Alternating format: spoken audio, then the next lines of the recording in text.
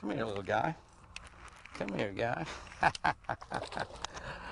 You know, one of the things that's really, come here, guy.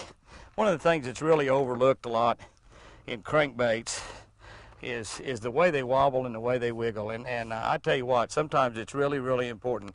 As you know, down here in South Texas, the water really never gets cold. They don't have cold water. It stays warm all year long. It's toward the end of November. You got the pliers back there? I do. There, it's toward the end of November, and the water temperature is still high. Well, as a matter of fact, it's 90 some odd degrees right now.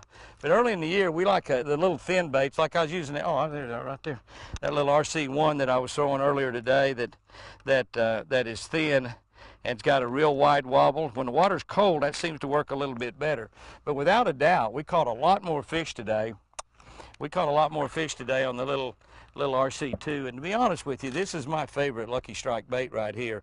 I like the size of the bait, I like the little flat head, and I like the way it wiggles. You know, it's very, very important. The warmer the water, this type bait seems to work a little bit better than the little thin baits, which seems to work a little bit better in cold water. The other thing that you really have to keep in mind is color. You know, I love to get in a boat with somebody that changes baits because of color a lot, because color is a critical deal. You know, today, without a doubt, a blue and chartreuse is the very best color. Even if you had baits that ran different depths and baits that wiggle differently, as long as you had that blue and chartreuse, you seem to do really well.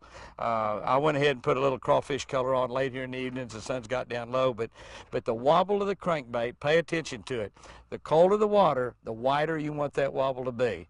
Crankbait fishing, there's a lot to it. The more you learn, the more bass you're going to catch.